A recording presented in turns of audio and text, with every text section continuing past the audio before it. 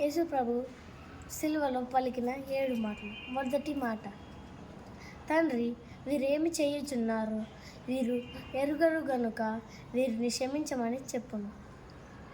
రెండవ మాట, నేడు నీవు నాతో కూడా పరదైసులో ఉందువని నిశ్చయముగా నీతో చెప్పుచున్నాను నేను. మూడవ మాట,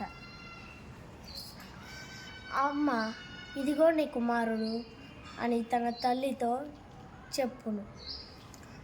నాలుగో మాట, నా దేవా నన్నెందుకు చెయ్యి విడిచితివి అని బిగ్గర కేక వేసును.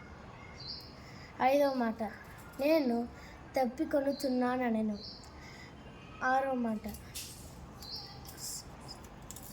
సమాప్తమైనది అని చెప్పాను. ఏడవ మాట, తండ్రి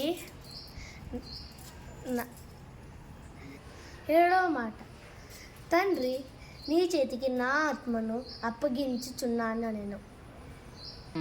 అందరికీ థ్యాంక్ యూ.